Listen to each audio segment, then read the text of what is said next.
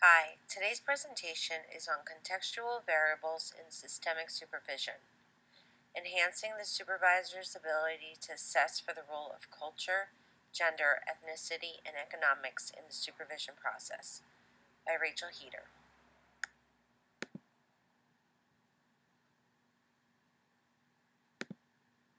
In supervision, there are three distinct individuals: the supervisor, the therapist, who I will call for this presentation, or the supervisee, and the client, each coming with their own values, assumptions, biases, expectations, and ideas derived from worldviews and life experiences. Therefore, supervision is really an encounter between the supervisors, the therapists, and the client's personal and cultural ideas. Both the supervisor and the therapist bring with them their own preferred brand of theory, of therapy, and model, which is then further affected and organized by one's own personal values, views, and preferences. As supervisors, we face the task of attending to a therapist while they learn the trade of therapy.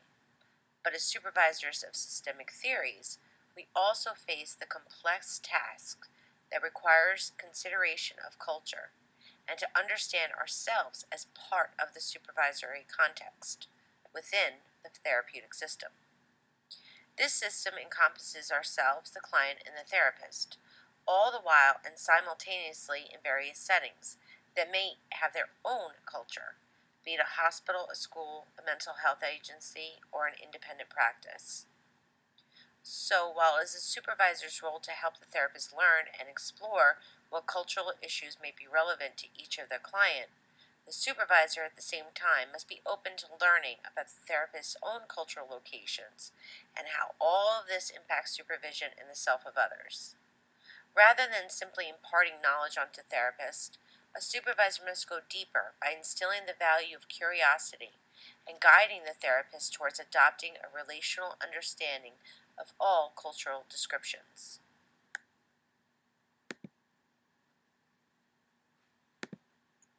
The problem with simply applying a model to therapy is that every person is different, and in this case, the supervisor, the therapist, and the client are different in that they vary in a number of culturally important ways, including, for example, race, education, socioeconomic status, language, religion, gender, sexual orientation, ethnicity, and even citizen status. While the better the fit between therapist and client, the better the treatment outcome. Therapy becomes even more effective when therapists receive cultural and ethnic diversity training. When simply applying a model to therapy, we unknowingly create a chance for error by either underestimating the impact of culture and incorrectly attributing dysfunction to a pattern that may be considered normative or standard in an individual family, or we can unknowingly overestimate the importance of culture at the expense of failing to recognize dysfunctional individual patterns or family processes. Being culturally competent in supervision stresses the importance of self-awareness of both the supervisor and supervisee in each one's personal experience of culture and social location. Competence in supervision includes an awareness, knowledge, and appreciation of the three-way interaction between the supervisor, therapist, and client. Therefore, a task of supervision is to assist the supervisee to better recognize how culture guides their own practice of therapy, whether they view culture as an overpowering force in therapy and within clients, or if they keep it in the background. While offering students a specific course in diversity would be helpful, incorporating these conversations into supervision is an ideal place to begin addressing the cultural awareness of therapists and can lead to the development of culturally sensitive therapists. I hope this presentation aids in your own understanding of the supervision process and what multiculturally informed conversations look like within this relationship.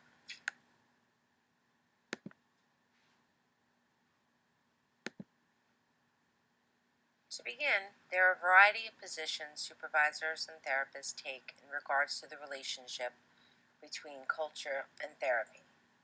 A universalist position regards culture as peripheral to therapy, and therefore to supervision as well. A supervisor or therapist that takes a universalist position may view it as normal or even expected for a child to leave the family at the age of 18. Yet we know that there are many cultural variations to what is expected developmentally. A particularist takes the position that they cannot make generalizations about the relationship between an individual or family and their larger culture, because in addition to one's culture, each individual holds a unique history. They believe that it is this unique experience of the individual or family, in conjunction with culture that is responsible for the makeup of a person. Those who are ethnic focused share the idea that people in the same cultural group share certain customs, language, tradition, beliefs, and values. This approach requires therapists to have the basic and essential knowledge about the characteristic traits of different ethnic groups, and in turn, it is this knowledge that guides and provides necessary and important cultural information.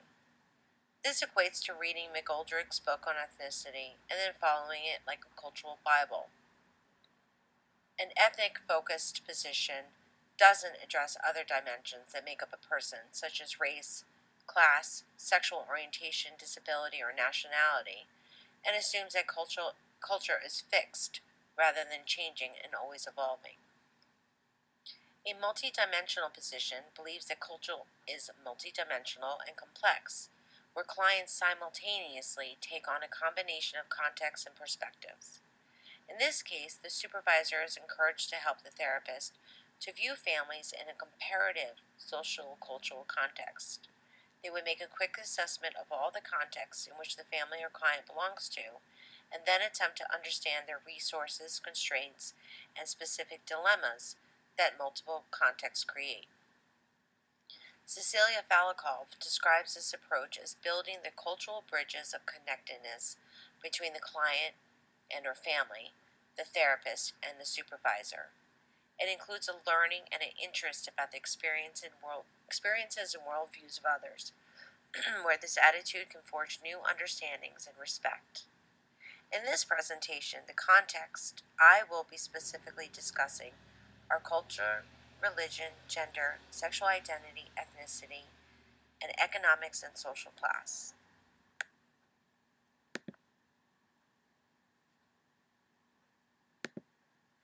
Every culture is characterized and distinguished from other cultures by deep-rooted and widely acknowledged ideas about how one needs to feel, think, and act as functioning members of their culture. Different groups of people possess different beliefs and engage in different behaviors that may be normative in their culture but are not necessarily normative in other cultures. Culture and religion guide our beliefs on personal responsibility, determine how we cope with diversity, chronic illness, disability, death. Culture guides our attitudes towards mainstream healthcare, psychotherapy, and traditional folk medicine. It guides our beliefs about personal responsibility in coping with adversity. It is the psychology of our strength and healing. It guides our spirituality. It is a primary resource on how we respond to health, death, birth, family member roles, responsibility, and parenting.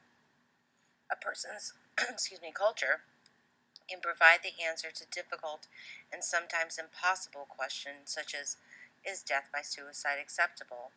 Who will raise the children should their parents die? Who should the doctor talk to about diagnosis or test results? What are the family's beliefs about what happens after death? How is death honored?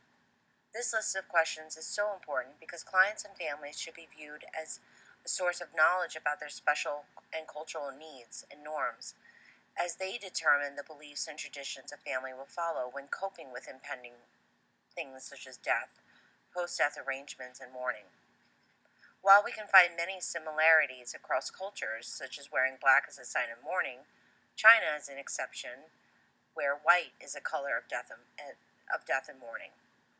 When death occurs, some individuals suddenly may choose to break with tradition entirely, which often creates chaos within families. Culture also shapes how parents care for their children. It shapes parenting practices and styles. Cultures vary in the value placed on individuality, autonomy, and connected interdependence.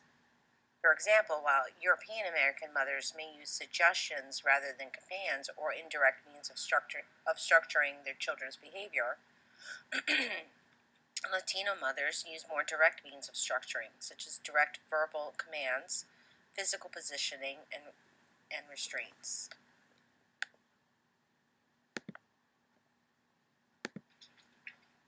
A gender role is a set of societal and cultural norms dictating the types of behaviors and defining which are generally considered acceptable, appropriate, or desirable for people based on their actual perceived sex or sexuality. Gender identity and culture share a strong connection as they affect daily life not only in the home and in family, but also in the workplace and in the community.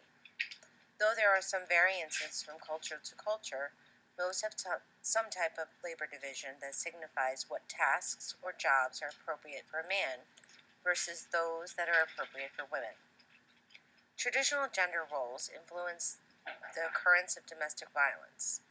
Many members of the Hispanic community view men as in charge because they are providers and decision makers. Machismo is a term often used to describe Hispanic men, and with it comes an expectation for men to protect the well-being of their families. It is also associated with an imbalanced marital relationship that may include infidelity.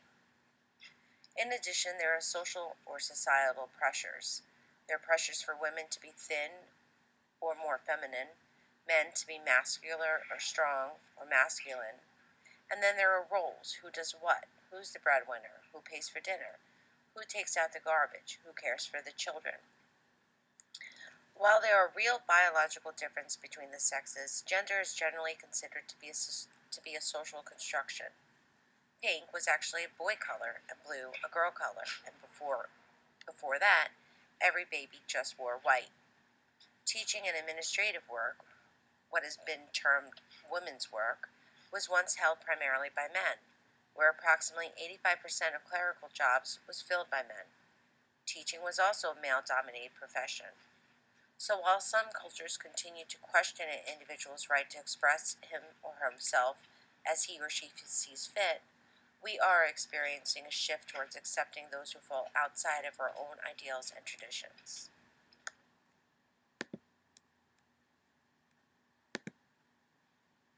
One's race and ethnicity includes variations in tradition, values, life experiences, history, and worldviews. Ethnicity is based on a group that is normally based on similar traits, such as common language, common heritage, and cultural similarities within the group. Race, although similar to ethnicity, relates more to the appearance of a person, such as the color of their skin. It also includes inherited genetic traits, such as hair and eye color, bone, and jaw structure, among other things. In the U.S., people are multicultural rather than belonging to a single ethnic group. We can't summarize a person by a single label. Rather, we have to honor subcultural and individual differences. This is achieved through the combination of applying a cultural lens while taking a knowing and not knowing stance at the same time. An example of how ethnicity and race collide with cultural experiences is through the experience of migration. Migration attends to diversity in the when, why, and how a family came to migrate. This experience lends to stress on a family through traumatic separations and reunions, isolation from family, friends, and merging and adapting to a new, strange, alien, and possibly unwelcoming environment.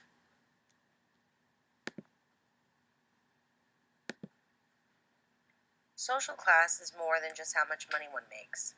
It includes dimensions of wealth, power, educational level, social standing, and occupational prestige. These elements give rise to material distinctions: who lives in what neighborhood, who drives what kind of car, who belongs to what social club, attending different educational institutions, eating different food, wearing specific clothes, and what kind of recreation or entertainment is enjoyed. All of this strongly influences how one interacts with others. Those with a lower class background have to depend more on others, while those in the upper class don't have to rely upon each other as much, and allows one to focus more on the self. With the idea of social class values and their expression in behaviors, including what clothes are purchased and how vacations are scheduled, are passed down from parents to children. It is the child's values that determine their life chances. These chances place them in situations that in turn affect their psychological qualities, life conditions, opportunities, resources, constraints. The lower class experiences prejudices which are held against them that limit economic and educational opportunities because it is money that determines opportunity, and things such as access to tutors, computers, extracurricular activities, transportation to volunteer or participate on a sports team, purchasing art supplies, etc. It also includes the provision of medical insurance for quality mental health and physical care. Lack of insurance takes a significant toll on the disadvantaged, including less access to preventative care than among those with health insurance, high rates of emergency department use, and the inability to obtain prescription medications.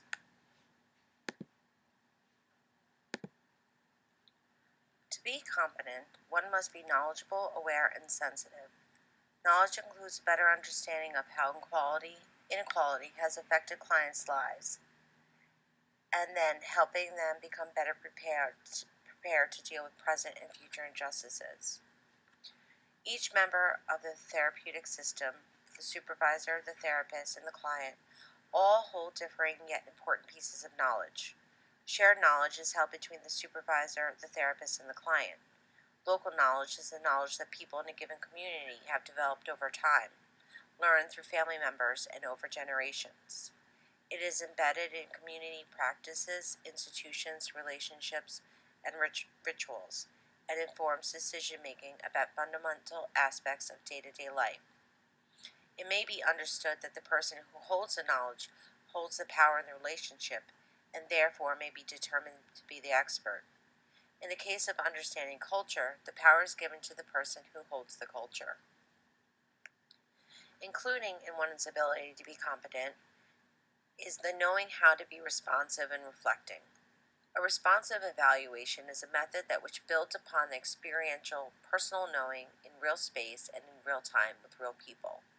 It involves focusing on the issues that are a priority at the moment to develop a rich, meaningful understanding and to provide information for improvement. It's a focus on the experience of supervision and or therapy, on the person's experiences, whether client or therapist, their views of the process, and on the value of the current conversation. To be responsive means to respond to the needs of the client rather than to the model outcomes. For self-location, to introduce conversations about the place of cultural diversity in therapy, ask your supervisee, the therapist, to reflect on his or her own position relative to these contexts. Locate yourself in relation to these contexts, for which both of you can explore and write down various cultural contexts. Write down issues of prejudice and biases, stereotypical preconceptions. Draw out your own cultural genograms that tap into cultural variables in therapeutic and supervisory settings, and then discuss possible countertransference with diverse clients. By examining the diversity of contexts and experiences, you can then identify and clarify any similarities between yourselves, the therapist and the client, or the therapist and the supervisor. In addition to journaling and drawing genograms, another useful way to explore your own diversity is through role plays. While there may be different ethnicities or religious affiliations between the parties, you may find that you share similar educational status or social class. When the supervisor takes the lead with these explorations and discoveries, you enhance the therapist's perception of cultural competence and confidence through practice, and create a continued awareness. Collaborative conversations and periodic examinations of the supervisor and supervisee system include self-esteem building, validation, criticism, points of connectedness, and an ebb and flow between points of division and repair.